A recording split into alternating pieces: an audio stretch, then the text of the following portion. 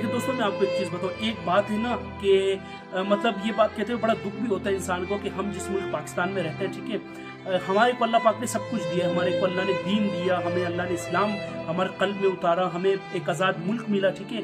अल्लाह की तमाम रिसोर्सेज हमारे पास है, परवरदिगार की जो अता करते हैं, तमाम मिनरल्स हमारे पास थे, अल्लाह ने हर चीज़ हमें दी। लेकिन उसके बावजूद हम जो है वो एक जानवर से भी गिरे हुए, ठीक है। जानवर से गिरे का मतलब ये है कि देखिए, दुनिया के तमाम ममालिक आप उठा लें, आप ये मत देखिए कि उनका मजहब क्या है, उनका कौम क्या है, उनकी जुबान क्या है, लेकिन आप ये देखिए कि दुनिया के तमाम ममालिक में और हम में क्या फ़र्क है। यानी दुनिया में तमाम ममालिक में इंसान की कदर होती है, ठीक है। हमारे यहाँ पाकिस्तान के अंदर जो मौजूदा निज़ाम है या जिस तरीके से हम 75 साल से चलते आ रहे हैं, हमारे यहाँ इंसान की नहीं बल्कि इंसान के माल की, यानी कि उस इंसान को इज्जत दी जाती है कि जिसके पास पैसा होता है। यानी इंसान की इज्जत नहीं है, पैसे की इज्जत है।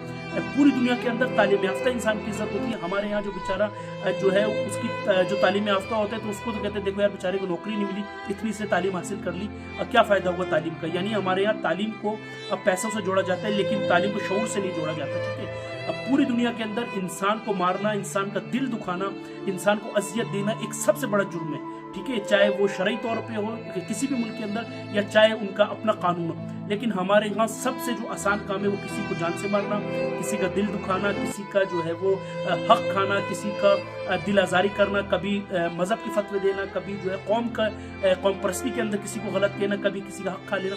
तो दुनिया के तमाम ममालिक में जो चीज़ गलत मानी जाती है वो पाकिस्तान में जो है वो सही मानी जाती है।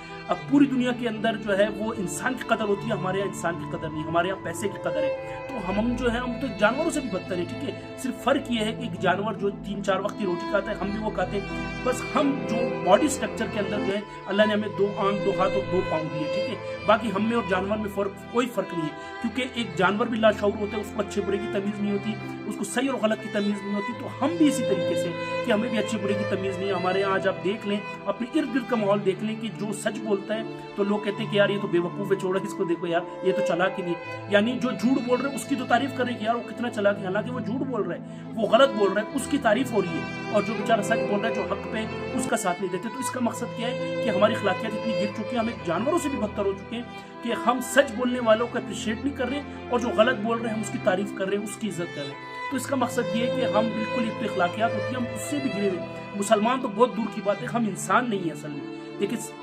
मुसलमान तो आप तब होंगे ना जब आप इंसान होंगे।